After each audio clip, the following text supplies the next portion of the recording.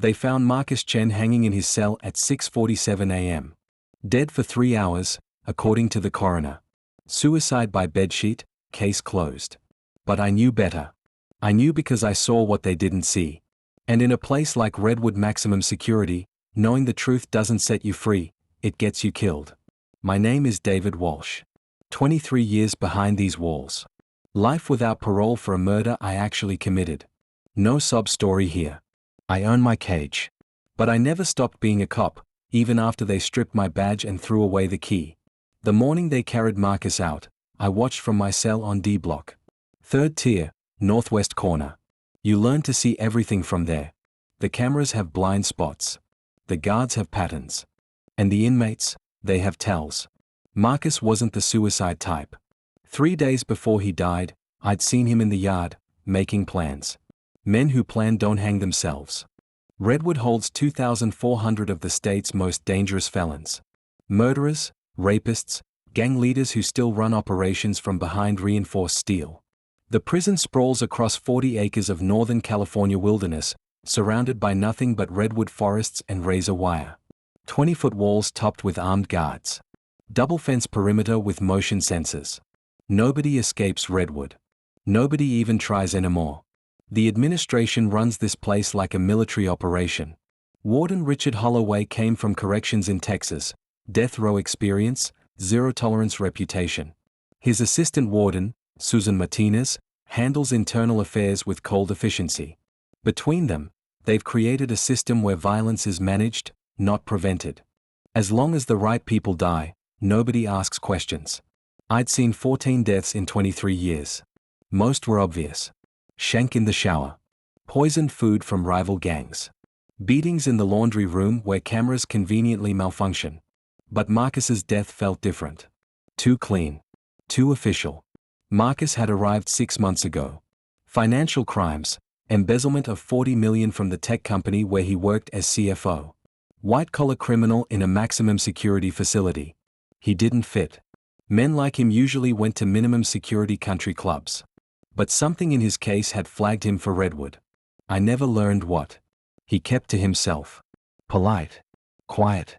He read constantly, books on accounting, business law, financial systems. He worked in the prison library, organizing files and managing the computer system that tracked inmate education records. Perfect job for someone who understood databases. 3 weeks before his death, Marcus started acting different. Nervous. Constantly checking over his shoulder. In prison, fear is blood in the water. Predators sense it immediately. I noticed him having quiet conversations with other inmates. Men who didn't usually associate. Men from different gangs, different blocks, different hierarchies. Redwood holds 2,400 of the state's most dangerous felons. Murderers, rapists, gang leaders who still run operations from behind reinforced steel.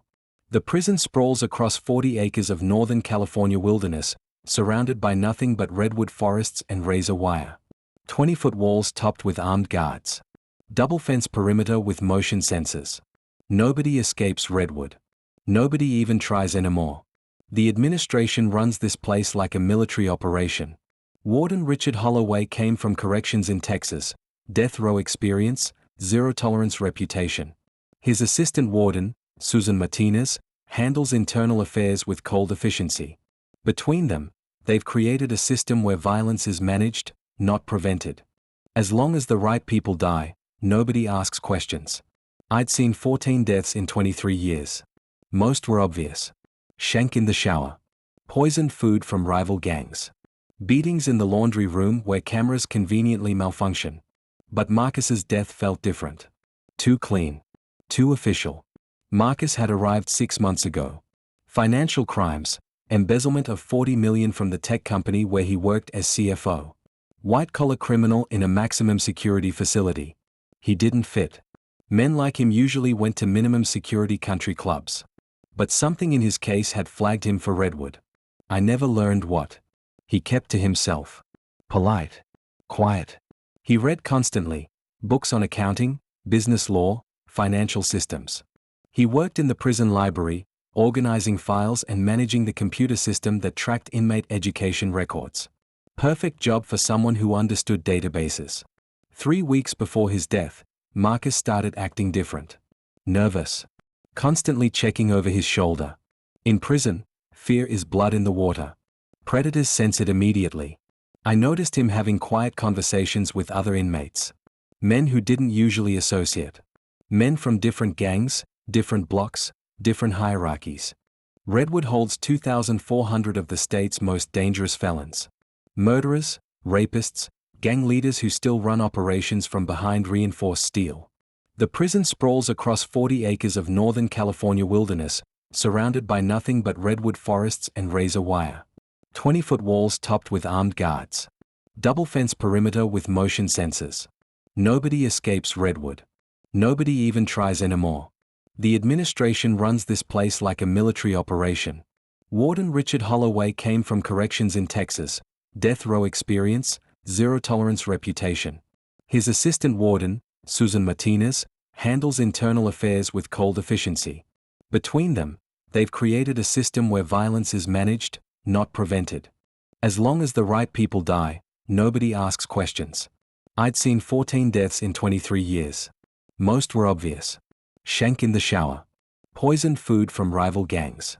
Beatings in the laundry room where cameras conveniently malfunction. But Marcus's death felt different. Too clean. Too official. Marcus had arrived 6 months ago. Financial crimes, embezzlement of $40 million from the tech company where he worked as CFO. White-collar criminal in a maximum security facility. He didn't fit.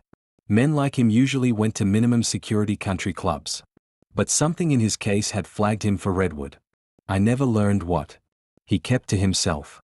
Polite. Quiet. He read constantly, books on accounting, business law, financial systems. He worked in the prison library, organizing files and managing the computer system that tracked inmate education records. Perfect job for someone who understood databases. 3 weeks before his death, Marcus started acting different. Nervous. Constantly checking over his shoulder. In prison, fear is blood in the water. Predators sense it immediately. I noticed him having quiet conversations with other inmates. Men who didn't usually associate. Men from different gangs, different blocks, different hierarchies. I started mapping connections. Marcus had been placed in C Block, Cell 217. His cellmate was Raymond Cole, serving 15 years for armed robbery. Raymond had transferred to D Block the day before Marcus died. Convenient timing. Raymond worked in the kitchen, another position that required trust from administration. Kitchen workers had access to food preparation areas, storage rooms, and service corridors that connected different parts of the facility. They moved through the prison with less supervision than general population. I caught Raymond during lunch service. In prison, you approach carefully. Direct questions get you killed. I waited until he was refilling serving trays, positioned where we wouldn't be overheard. Heard you moved blocks, I said casually. Raymond didn't look up. Yeah. How's your new cellmate? Fine. Must be nice having your own cell for a while. Before Marcus, I mean. His hand trembled slightly as he scooped mashed potatoes. There. That's the tell. Fear. I don't know nothing about Chen. Didn't say you did. He looked at me then, measuring. Raymond was 28, stocky build, gang tattoos covering both arms.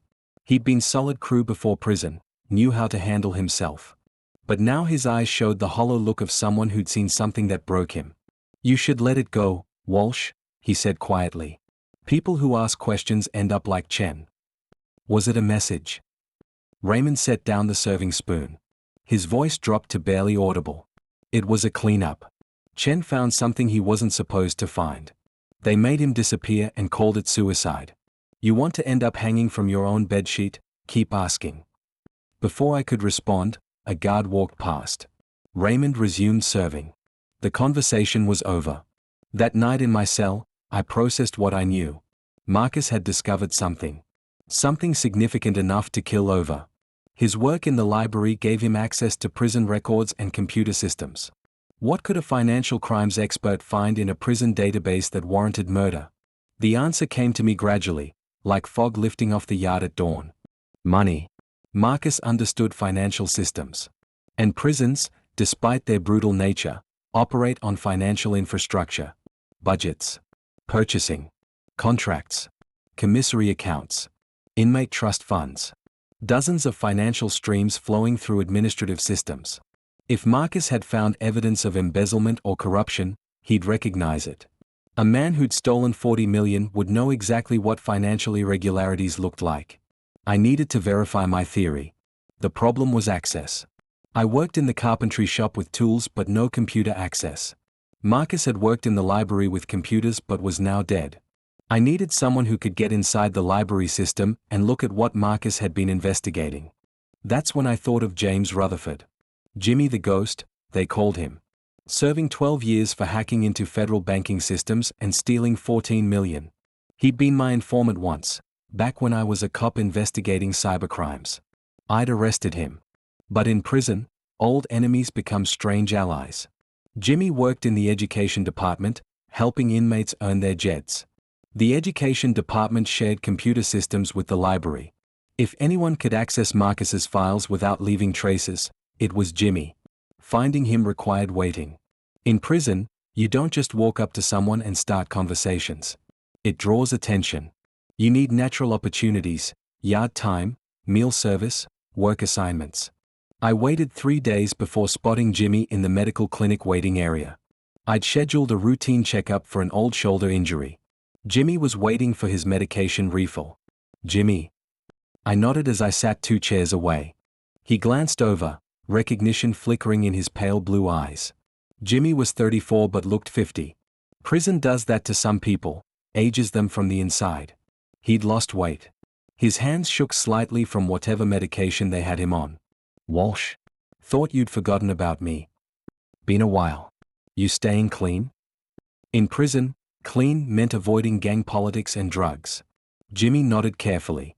Here you're helping kids with their education now. Better than what I was doing before you caught me. We sat in silence. In prisons, conversations happen in the spaces between words. You plant seeds and wait for them to grow. Finally, Jimmy spoke again. I heard you asking about Chen. Was I? Word travels. You should know better than anyone how dangerous curiosity is in here. I leaned back, keeping my voice casual. Sometimes curiosity keeps you alive. Chen worked in the library. You work in education. Similar systems. Yeah. I'm wondering what he might have been looking at before he died. Jimmy's jaw tightened. I don't access systems I'm not supposed to access anymore. That's how I ended up in here. This isn't about breaking laws. It's about understanding why someone died. You're good with patterns. Financial patterns especially. He stared at the floor for a long moment. When he spoke, his voice was barely audible. Chen accessed purchasing records 3 weeks before he died. Ran comparison reports on equipment costs, supplier contracts, maintenance budgets. The kind of analysis an accountant would run to detect fraud. Did he find anything? He printed reports. Must have, because suddenly he had lawyers visiting twice a week. Then the library computer crashed. Lost 6 months of data. They said it was a hardware failure, but I checked the system logs after. Someone wiped it manually. Who has access to wipe library systems? IT department. Or someone with administrative privileges. Like the warden's office. The pieces were fitting together. Marcus had discovered financial fraud within prison operations. He documented it, probably planning to expose it through his lawyer. Before he could act, someone silenced him and destroyed the evidence. Jimmy, I need to know what he found. Can't help you. They wiped everything. Whatever Chen discovered is gone. Unless he made backups. Jimmy looked at me sharply. If he made backups, they're gone too. His cell was sanitized, remember? Maybe he hid them somewhere else. You think like a hacker. Where would you hide digital evidence in prison? Jimmy smiled faintly. In plain sight. Prison email system is monitored but archived. If Chen sent himself emails with attached files, they'd be stored in the mail server backup system. Nobody thinks to look there because it's technically secure. But from the library, with proper access, you could retrieve old emails if you knew what you were looking for. Can you check? I could. But if I get caught accessing archived emails for an investigation that's officially closed, I'd end up like Chen. Why would I take that risk? Because you understand corruption. You stole from banks, but you didn't kill anyone. Whoever killed Marcus is still operating. Who knows who they'll target next? Jimmy considered this. Prison operates on strange codes of honor. Thieves might respect thieves, but murderers who hide behind institutional authority are different. They violate the twisted ethics that help inmates survive. I'll look, Jimmy said finally. But if I find something, I'm bringing it to you and walking away.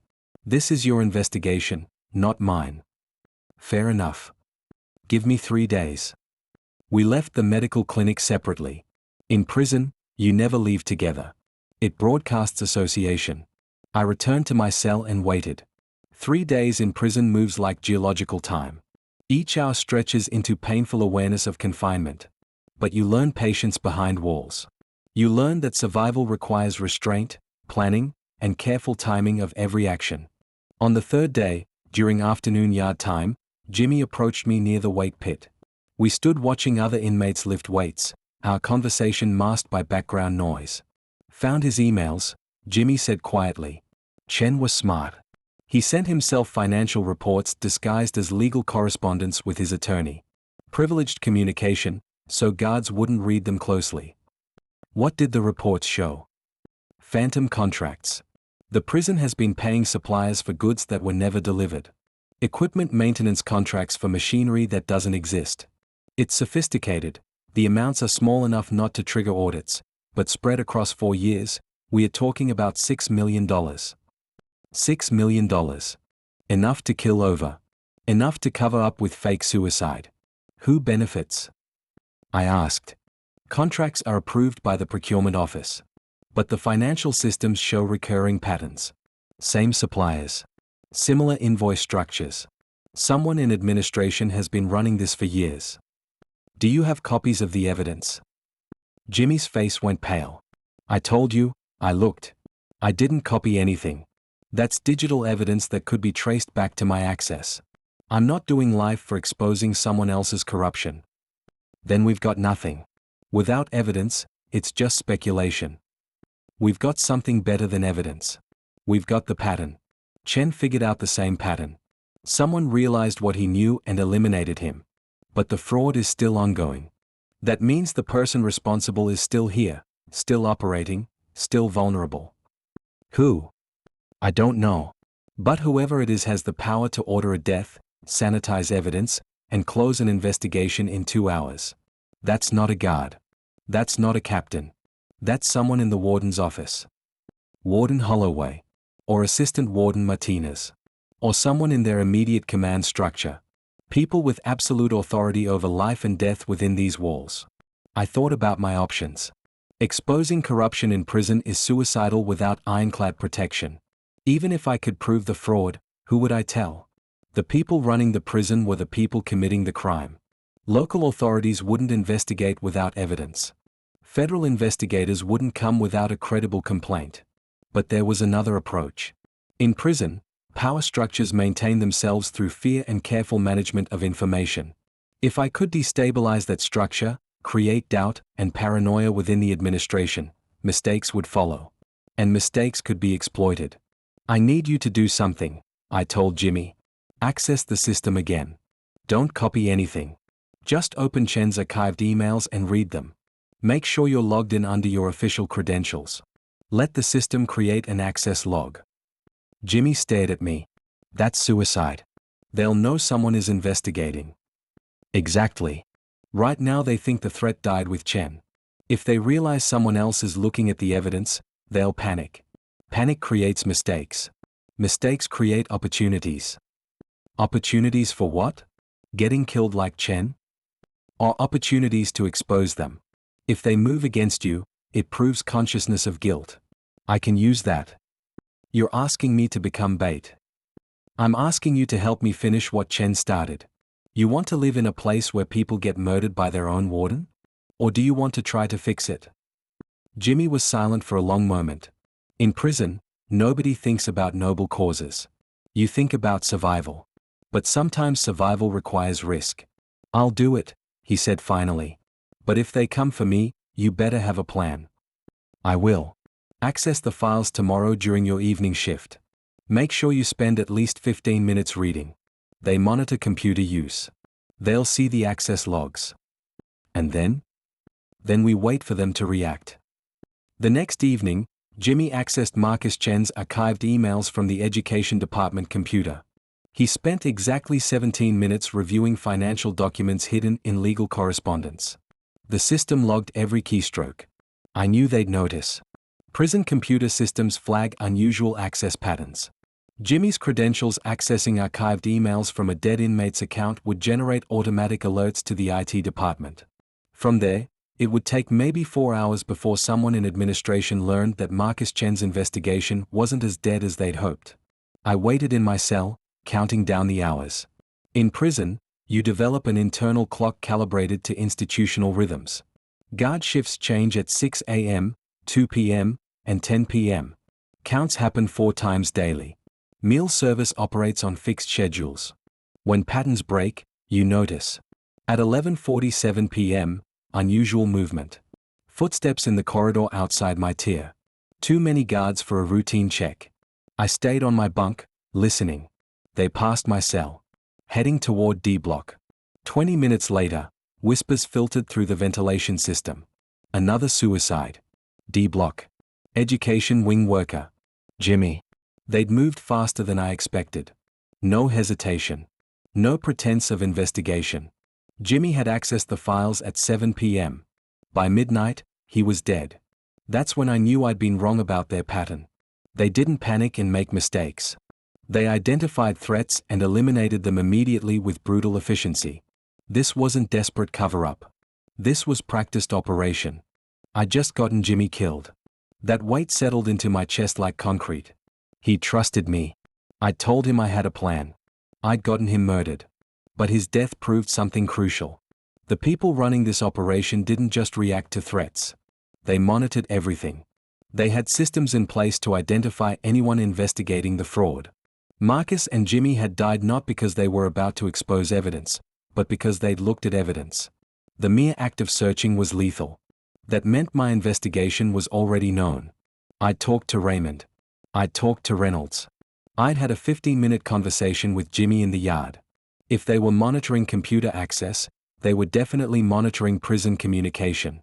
Which meant they knew I was involved. Which meant I was next. I had maybe 12 hours. Maybe less. I needed to move the evidence out of their control before they eliminated me and buried the entire investigation permanently. The problem was simple. The evidence existed only in the prison computer system. I had no access to those computers. Jimmy was dead. Marcus was dead. Anyone who tried to access those files would be marked for death. Unless I could force them to expose the evidence themselves. In prison, there's a fundamental rule: the administration controls everything. They control information. They control movement. They control who lives and dies. But they also control their own reputation. And reputation is vulnerability.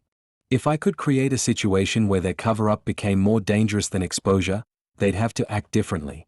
I needed leverage. I needed outside attention. I needed to make this investigation bigger than one dead cop serving life could be silenced. I thought about Officer Reynolds. He was decent. He'd noticed the unusual aspects of Marcus's death. He had family outside. He wasn't corrupt. Reynolds was my link to the outside world. At 6 a.m., when the guards started their shift change, I triggered the emergency button in my cell. It summoned guards for medical or security emergencies. Using it without legitimate cause meant punishment, solitary confinement, loss of privileges. But it guaranteed immediate response. 2 guards arrived within 90 seconds. One was Reynolds. Walsh, what's the emergency? I need protective custody. I have information about 2 murders disguised as suicides. My life is in danger. The other guard, Officer Daniels, laughed. Everyone's life is in danger. You're in maximum security. I'm requesting formal protective custody under prison regulations. I need to speak to Internal Affairs immediately. I have evidence of corruption involving prison administration. That changed their expressions. Requesting protective custody triggered mandatory procedures. They couldn't just ignore it. Reynolds looked at me carefully. You serious about this? Marcus Chen and James Rutherford were murdered. I can prove it. But if I stay in general population, I'm next. This better not be bullshit, Walsh. False emergency calls can add time to your sentence. File the request. I want it on record. Right now. Reynolds radioed for a supervisor. Within 10 minutes, I was removed from my cell and escorted to a holding area. They placed me in an interview room, windowless concrete cube with a metal table and 2 chairs. Standard interrogation setup. I waited 3 hours. Long enough to know they were deciding how to handle me. If they just wanted me dead, I'd already be in an accident. The delay meant they were evaluating their options. Finally, the door opened. Assistant Warden Susan Martinez entered, followed by a guard I didn't recognize. Martinez was 48, former military background, reputation for ruthless efficiency. She'd run internal affairs for 6 years. Smart. Disciplined. Absolutely in control. Mr. Walsh, she said, sitting across from me. Officer Reynolds filed your protective custody request. You're claiming knowledge of murder conspiracy involving prison administration. That's a serious allegation. Marcus Chen and James Rutherford were murdered. Made to look like suicides. I can prove it. Really? Because we have medical examiner reports confirming both deaths as suicide. We have cell searches that found no evidence of foul play. We have statements from other inmates that neither man showed signs of being threatened. So tell me, Mr. Walsh, what makes you think you know better than trained investigators? She was good. Calm. Professional. Giving me just enough respect to let me hang myself with my own words. Marcus Chen discovered financial fraud in prison procurement systems. He documented it. Before he could expose it, he was killed. James Rutherford accessed that documentation yesterday evening. He was killed last night. The pattern is obvious. The pattern, Martinez said slowly, is that you're a convicted murderer trying to create conspiracy theories about tragic suicides. You're lonely. You're looking for attention. You think by claiming institutional corruption, you'll get transferred out of general population. But let me be clear, your request for protective custody is denied. You have no evidence. You have nothing but paranoid speculation. I want a federal investigation. I'm requesting contact with the FBI under whistleblower protections. Martinez's expression didn't change, but something flickered in her eyes. Fear? Anger? I couldn't tell. Federal investigations require credible complaints and evidence. You have neither. However, since you've made serious allegations on record, we'll place you in administrative segregation pending review. 45 days. That gives us time to evaluate your mental state and determine if you're experiencing delusional episodes. Administrative segregation. Solitary confinement. 45 days with no contact, no witnesses, no way to call for help. Perfect place to have an accident. I want this on record. I'm requesting contact with outside authorities. If anything happens to me, nothing will happen to you, Mr. Walsh. You'll be safe in administrative segregation while we review your claims. Guards, please escort Mr. Walsh to his new accommodations. They took me to the segregation unit. 23-hour lockdown in an 8x10 cell. No windows. Steel door with a food slot. Fluorescent light that never turns off. This is where they break you. I'd been in segregation before, years ago. I knew what it did to people. The isolation. The silence. The way time dissolves into nothing. Some inmates lasted days before they started talking to walls. Others went years, their minds fragmenting into pieces. But I wasn't planning to be here long. Because I'd accomplished what I needed to accomplish. By requesting protective custody on record, by making formal allegations, by demanding federal investigation, I'd created documentation. Reynolds had filed the report. Other guards had witnessed my removal. The system had logged my statements. Martinez thought she'd silence me by throwing me in the hole. But she'd actually created the thing she feared most, an official record of my allegations that would be impossible to erase. Now I just had to survive long enough for that record to matter. The first 3 days in solitary were standard. Guards delivered meals through the slot. They conducted cell searches every 6 hours. They watched me through the door's observation window. Standard segregation protocol. On the 4th day, the pattern changed. My breakfast arrived late. The guard who delivered it wasn't one of the Sewell segregation officers. He was older, unfamiliar. He slid the tray through the slot without making eye contact. I examined the food carefully. In prison, you learn to spot tampering. This looked normal: powdered eggs, toast, coffee. But something felt wrong.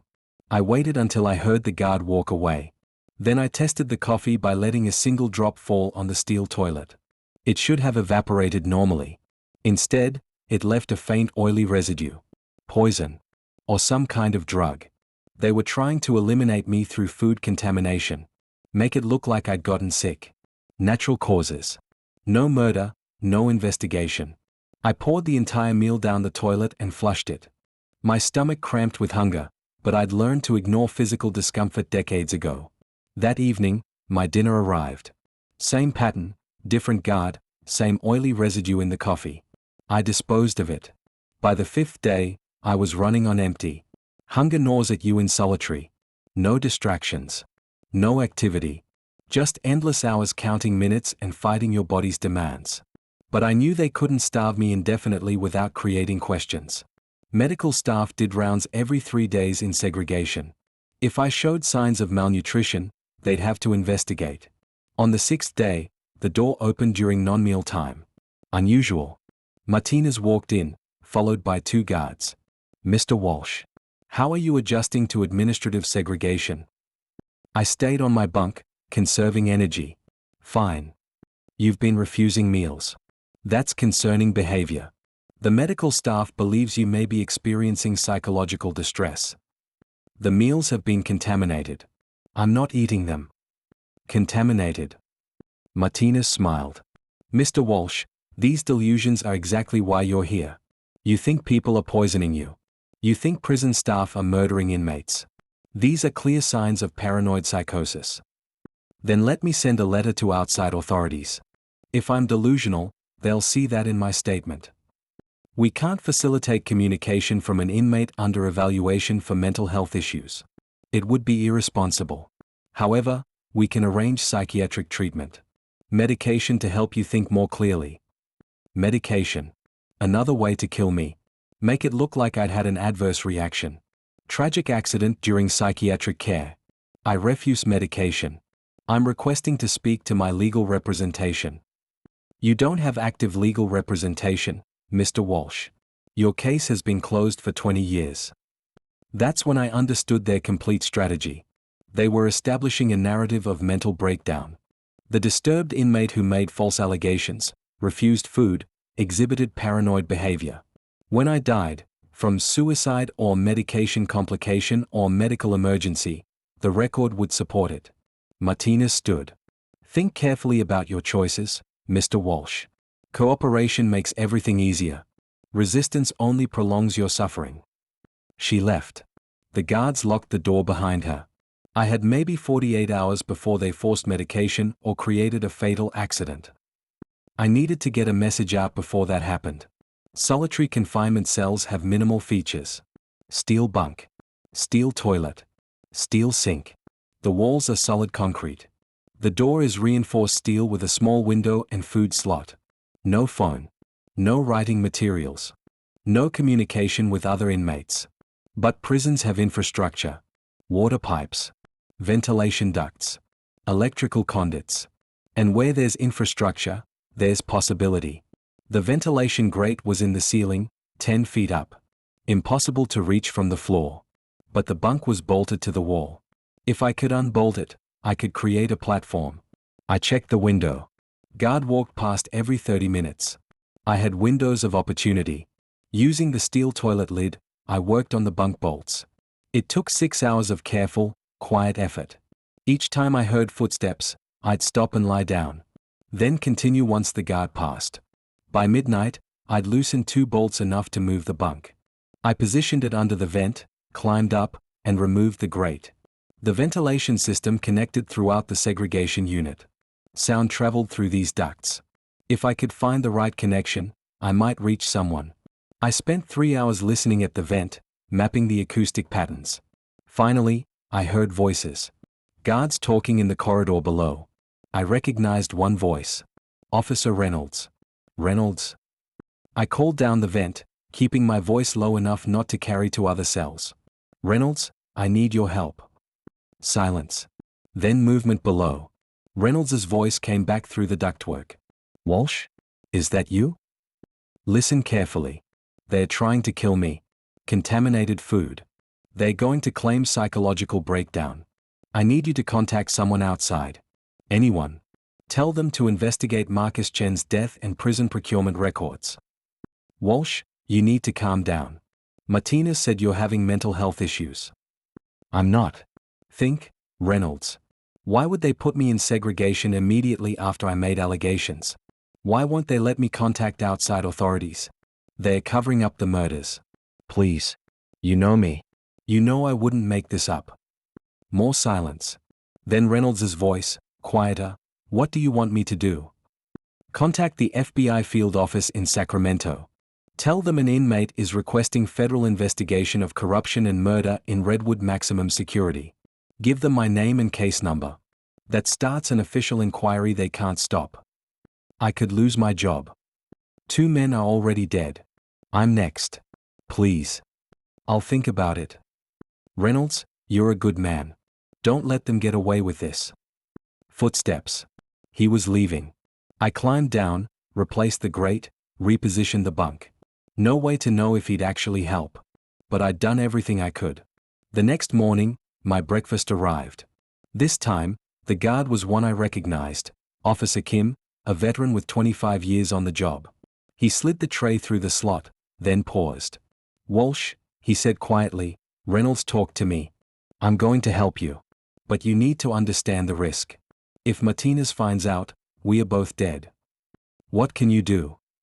I can't contact the FBI directly. But I can make a call to a reporter I know. Former corrections officer who writes exposés about prison conditions. If he gets interested, that creates publicity. Makes it harder for them to kill you quietly. Do it. Please. Kim nodded and walked away. I waited. Hours passed. The fluorescent light burned into my retinas. My stomach cramped with hunger. But I'd learned decades ago how to endure physical suffering. The body is just a machine. You can override its complaints if your mind stays focused. That afternoon, I heard unusual activity in the corridor. Multiple voices. Movement. Something was happening. The door opened. Warden Holloway stood there with 4 guards. Holloway was 62, gray hair, weathered face. He looked like someone who'd spent his life managing dangerous men. His reputation said he was tough but fair. But reputations lie. Mr. Walsh. We have a problem. What problem? A reporter contacted my office this morning asking about allegations of murder and corruption. He claims an anonymous source inside the prison provided information about Marcus Chen's death and financial irregularities in procurement contracts. Do you know anything about that? I kept my expression neutral. No. Really? Because this reporter seems to know specific details that were mentioned in your protective custody request. Quite a coincidence. I have no way to contact reporters from solitary confinement, warden. Maybe someone else is concerned about the same issues. Holloway stepped into the cell. Let me be very clear, Walsh. This prison operates on order. Inmates who disrupt that order face consequences. But I'm a reasonable man. I'm willing to forget about your allegations and the reporter situation if you're willing to acknowledge you were mistaken. We can arrange your return to general population. Life continues normally. No hard feelings. And if I don't? Then you remain in administrative segregation indefinitely. The investigation into your mental health continues. And accidents happen in solitary confinement. Men slip on wet floors. Men have medical emergencies. These things are tragic but unavoidable. He was offering me a choice, recant or die. I want to speak to the reporter, I said. Holloway's expression hardened. That's not possible. Then I have nothing more to say. You're making a mistake, Walsh. I've made plenty of mistakes, Warden. This isn't one of them. He left. The door slammed shut. The lock engaged with a sound like a coffin closing. I'd forced their hand. The reporter's inquiry meant they couldn't kill me quietly anymore. But they also couldn't let me talk. Stalemate. Or so I thought. That night, at 2:37 a.m., the lights went out. In segregation, the lights never go out. It's part of the control, constant illumination, no natural day and night cycle, maximum psychological pressure. When darkness came, I knew something was wrong. I heard the door unlock. No announcement. No guard command. Just the lock disengaging in the dark. I rolled off the bunk, positioning myself in the corner farthest from the door. Whatever was coming, I'd see it before it reached me. The door opened slowly. I couldn't see who entered. No light from the corridor. Complete darkness. Then I heard breathing. Someone standing just inside the cell. Walsh. A woman's voice. Martinez. If you're here to kill me, at least do it with the lights on. I'm here to make you an offer. A real offer, not the one Holloway gave you. I'm listening. You're right about the corruption. Marcus Chen discovered it. Jimmy Rutherford confirmed it. They died because they knew too much and refused to be reasonable about it. Reasonable meaning taking bribes to stay quiet. Reasonable meaning understanding that some systems exist for good reasons. The money from those procurement contracts doesn't line anyone's pockets, Walsh. It funds operations that keep this prison running. It pays for programs that help inmates. It maintains equipment that prevents riots and escapes. It's still corruption. It's pragmatic management in an underfunded system. But now that reporter is asking questions. Federal investigators might get involved. Everything could collapse. Thousands of inmates would suffer because you couldn't mind your own business. 2 men are dead. 2 men who were going to destroy something bigger than themselves. Marcus Chen would have exposed fraud that would have shut down essential prison programs. Jimmy Rutherford was a hacker who couldn't resist poking into systems he didn't understand. They were collateral damage in maintaining operational stability. I processed what she was saying. She wasn't denying the murders. She was justifying them. What's your offer? I asked. Drop the allegations. Recant your statement. Tell the reporter you were mistaken. In exchange, you return to general population with privileges. You work in the carpentry shop. You live out your sentence quietly. When you're too old to be a threat, maybe there's even possibility of parole consideration. And if I refuse? Then you die tonight. The lights come back on in the morning. Guards find your body. Investigation shows you hanged yourself, just like Chen. Tragic pattern of suicidal behavior in inmates who make false allegations. The reporter loses interest without a living source. The investigation dies. Order continues. You're asking me to help you cover up murder. I'm asking you to accept reality. You can't win this, Walsh. We control everything. The evidence. The narrative. The outcome. Your only choice is whether you die tonight or live 20 more years. She was right about one thing. They controlled everything inside these walls. But something had changed when Officer Kim contacted that reporter. Information had escaped the prison. The outside world was asking questions. I need time to think, I said. You have 60 seconds. In the darkness, I calculated probabilities. If I recanted, they'd probably let me live. But they'd be watching forever, waiting for me to become a liability again. Eventually, I'd have an accident. If I refused, I'd die tonight. But my death would raise more questions. A second suicide after making corruption allegations? Even a skeptical reporter would find that suspicious. Federal investigators might actually look into it. My life or their exposure. That was the choice. I won't recant, I said. Kill me if you want. But you'll be answering questions about it for months. Silence.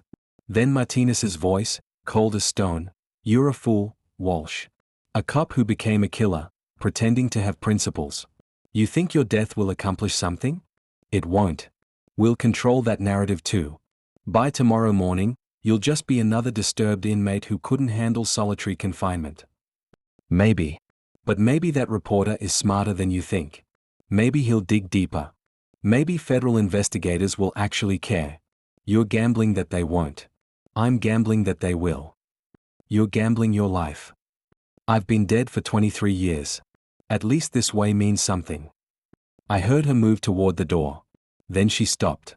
You really were a good cop once, weren't you? Before you shot that kid. The mention of my crime hit like a physical blow. The unarmed suspect I'd killed. The 18-year-old who'd made a mistake and paid with his life. The reason I was here. Yeah, I said quietly. I was a good cop. Then I stopped being one. This is my chance to remember what that meant. It meant nothing. You threw it away. Just like you're throwing away the rest of your life. She left. The door closed. The lock engaged. Darkness continued. I waited for death. 10 minutes. 20. An hour. Then the lights came back on. Nothing happened. I stayed in the corner, watching the door. No guards came.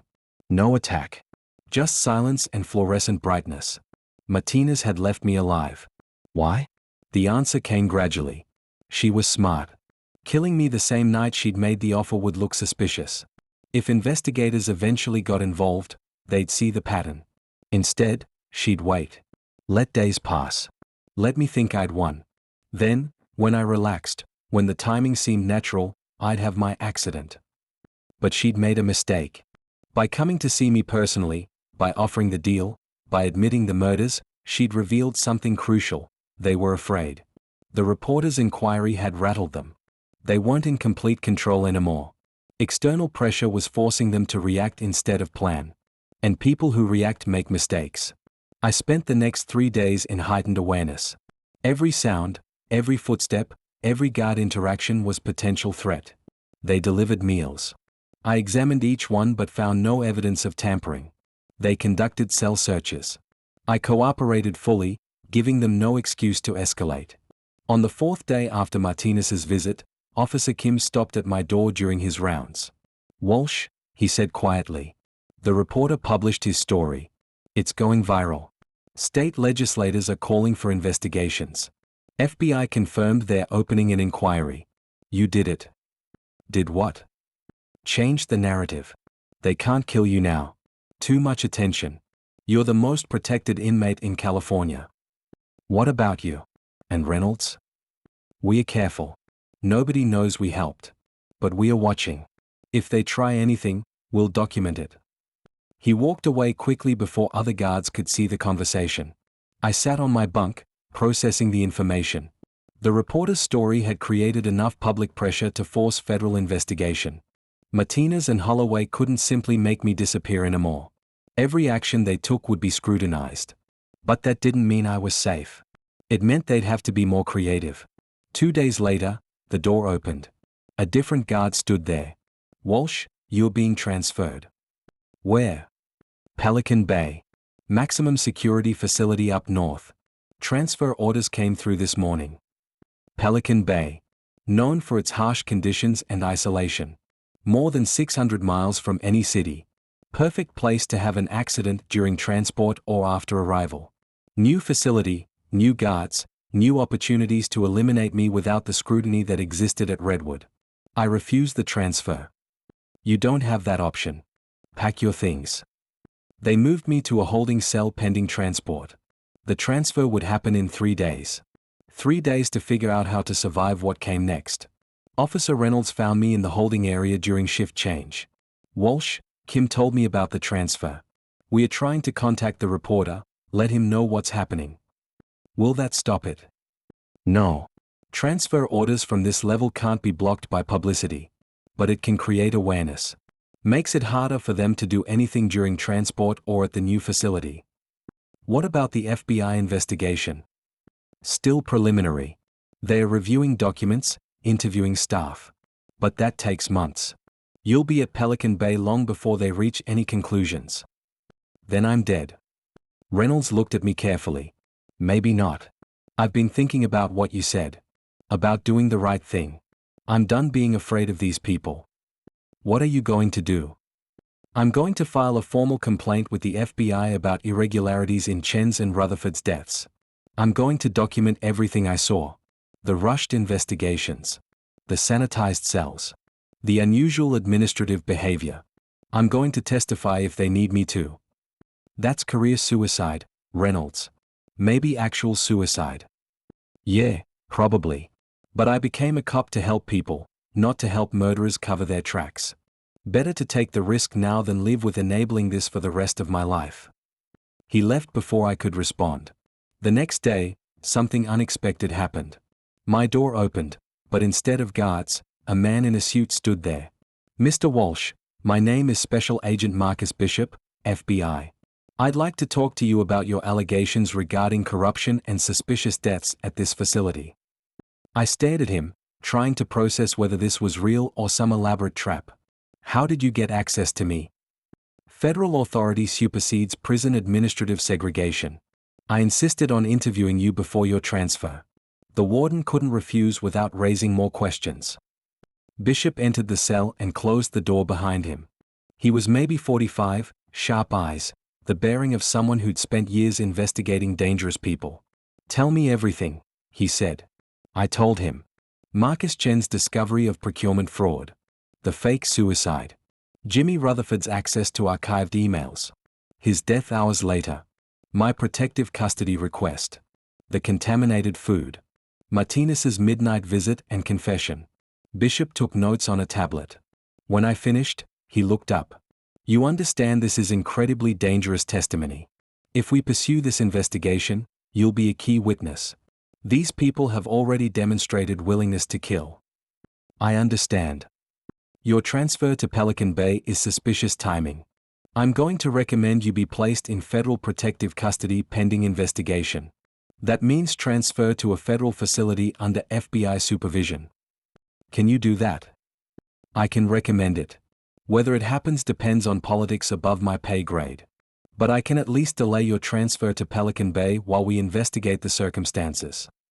"How long will that take?" "Weeks, possibly months. We need to verify your claims. Access prison financial records. Interview witnesses. Build a case that will hold up in federal court." Marcus Chen and Jimmy Rutherford didn't have weeks. I might not either. That's why I'm accelerating this investigation. Officer Reynolds has already provided supporting statements. We are bringing in forensic accountants to examine the procurement contracts. And I'm personally ensuring you remain under protective status until we can guarantee your safety. For the first time in 10 days, I felt something other than immediate fear. Not relief, I knew better than to believe I was safe. But possibility. The chance that Marcus Chen's death and Jimmy Rutherford's sacrifice might actually mean something. "What do you need from me?" I asked. "Detailed statements. Names, dates, specific incidents. Everything you observed. And I need you to stay alive, Mr. Walsh. Can you do that?" "I've survived 23 years in here. I can survive longer." "Good. Because if this investigation confirms what you're telling me, we're looking at multiple counts of murder, fraud, conspiracy, and corruption at the highest levels of state corrections. This case could reshape how prisons operate throughout California." He left, escorted by guards who looked confused about FBI presence in their facility. The door closed behind him. I sat on my bunk, thinking about what he'd said. Reshape how prisons operate. Multiple counts of murder. Federal case. These were the things that happened to other people, in other situations. Not to a convicted cop serving life without parole. But somehow, against impossible odds, I'd become the center of something bigger than myself. Over the next 2 weeks, the prison changed. FBI agents conducted interviews throughout the facility. Inmates whispered about investigations. Guards acted nervous. Warden Holloway and Assistant Warden Martinez maintained rigid professionalism, but you could see the strain.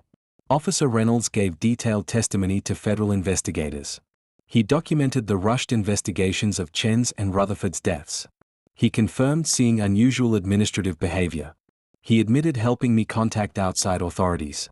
2 days after Reynolds testified, he was suspended pending internal investigation. The official reason: compromising security by maintaining unauthorized communication with an inmate.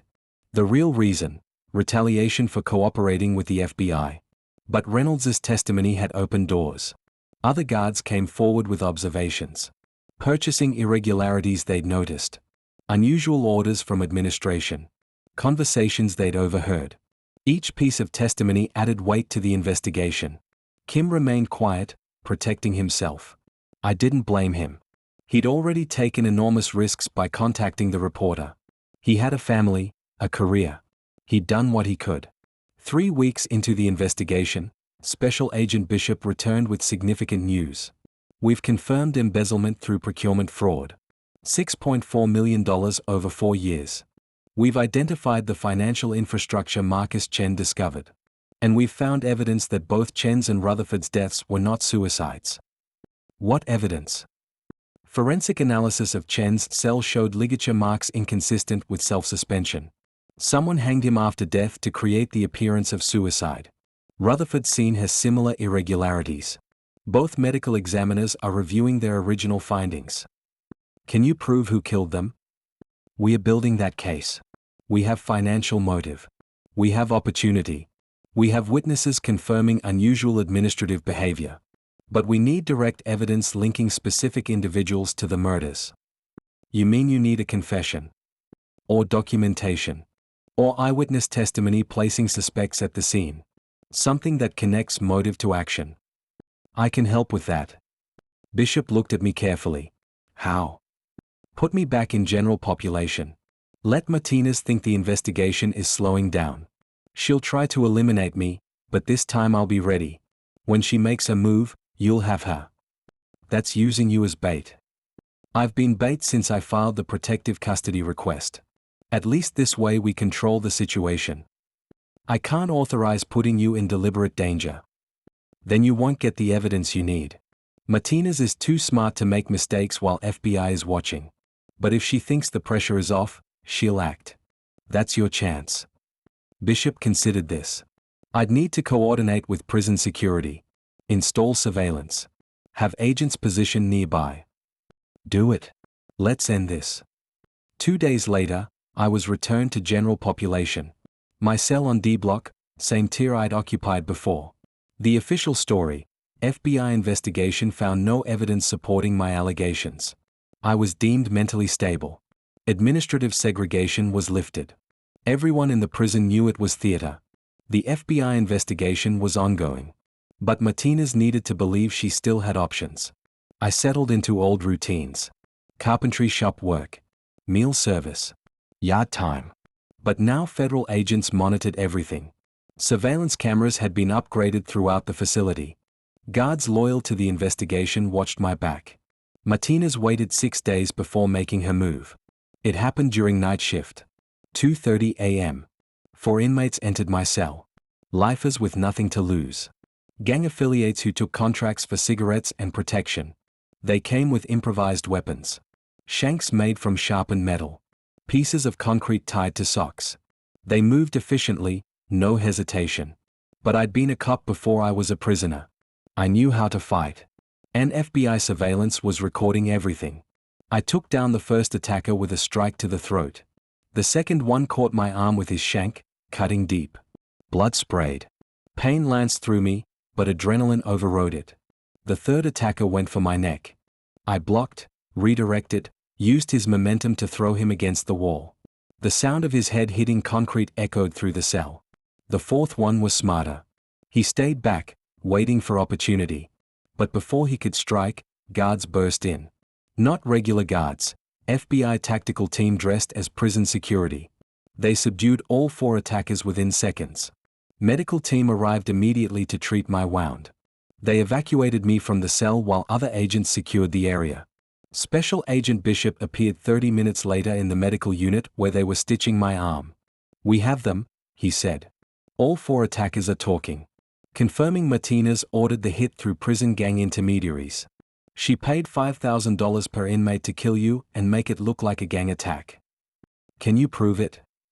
The payment trail leads directly to accounts she controls. One of the attackers wore a wire after we flipped him earlier today. We have her voice on recording negotiating the contract. It's over, Walsh. We got her. 2 hours later, FBI agents arrested Assistant Warden Susan Martinez in her office. She was charged with 2 counts of first-degree murder, conspiracy to commit murder, attempted murder, embezzlement, fraud, and obstruction of justice. Warden Holloway was arrested simultaneously. The investigation revealed he'd authorized the procurement fraud and approved the cover-up of both murders. His involvement was complete. 3 purchasing officers were arrested for their roles in the embezzlement scheme. 12 guards were suspended pending investigation of their involvement in the cover-up. The entire administrative structure of Redwood Maximum Security collapsed within 24 hours. I spent 3 days in the prison medical unit recovering from my injuries. The shank wound required 40 stitches but hadn't hit major vessels. I'd survived. On the 4th day, Special Agent Bishop visited with final updates. Martinez is cooperating, providing full details of the operation in exchange for reduced charges. Holloway is fighting, but we have enough evidence to convict without his cooperation. The state attorney general is personally prosecuting. This is the biggest prison corruption case in California history. What about Officer Reynolds? Reinstated with commendation. His testimony was crucial to breaking this case. His being considered for promotion. And the other inmates? The ones Martinez used? Facing charges for attempted murder. But given they were coerced by prison administration, prosecutors are offering reduced sentences in exchange for testimony. Most will take the deals. What happens to me? Bishop pulled out a folder. That's why I'm here. Given your cooperation with this investigation, given your testimony and your willingness to risk your life to expose corruption, the FBI is recommending your sentence be reviewed for possible commutation. Commutation. Not a pardon. You were convicted of a legitimate crime. But life without parole seems excessive given your subsequent behavior and contribution to public safety.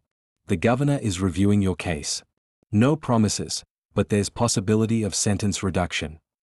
I stared at him, unable to process what he was saying. 23 years I'd been in this cage. 23 years of accepting that I'd die here. Now, suddenly, possibility. Why? I asked. I killed someone. An unarmed kid. I deserve to be here. Yes, you do. But you also helped prevent more murders. You exposed corruption that was endangering thousands of inmates. You demonstrated that redemption is possible even for people who've committed terrible crimes. That matters. I don't deserve redemption. Maybe not. But Marcus Chen and James Rutherford deserve justice. You gave them that. Whatever happens with your sentence, you should know you did something important here. He left me with the folder. Inside were copies of the FBI's formal recommendation for sentence review. Letters from prison staff supporting commutation. Statements from other inmates about my character and conduct over 2 decades. It was the possibility of everything I'd stopped believing I deserved. 6 months later, the trial concluded. Martinez and Holloway were convicted on all counts. Martinez received 35 years in federal prison. Holloway received 42 years. Both would die in the same kind of cage they'd used to murder innocent people. 8 months after the trial, my case reached the governor's desk. I didn't expect anything. I'd learned not to hope for things beyond my control. But on a Tuesday morning in October, guards came to my cell with unusual news. Walsh, pack your things. You're being transferred. Where? Minimum security facility. Your sentence has been commuted to 50 years with possibility of parole after 30. You've served 23. 7 more years, you can apply for parole. 7 years. It might as well be 70. But it was different from life without parole. It was possibility. They transferred me to a minimum security facility in Northern California. No cells, just dormitories. No gangs, just older inmates serving out their final years. Work programs. Education. Some resemblance of normal human existence. I spent those 7 years working in the facility's vocational program, teaching carpentry to younger inmates. I didn't talk about my case. I didn't tell stories about bringing down corrupt wardens. I just worked, kept my head down, and counted days. When parole finally came, I was 57 years old. I'd spent 3 decades in prison. My hair was gray. My body ached from years of institutional living. The world outside had changed beyond recognition. But Officer Reynolds, now Captain Reynolds, was there when I was released. He'd followed my case through the years, provided letters supporting my parole, vouched for my character at the hearing. Didn't think I'd ever see you walk out those gates, he said as we stood in the parking lot of the minimum security facility. Neither did I. What are you going to do? I don't know. Find work. Figure out how to exist outside a cage. I might be able to help with that. We are starting a program using former inmates to train corrections officers. Teaching them about prison culture, inmate psychology, What really happens inside. You'd be perfect for it. Why would you want me? Because you understand both sides. You were a cop. You were an inmate. You know what works and what doesn't. That knowledge is valuable. I considered it. Going back into the system that had defined my entire adult life. But doing it differently. Using what I'd learned to maybe prevent other Marcus Chens from dying. I'll think about it, I said. Fair enough. Take your time. Doors open when you're ready.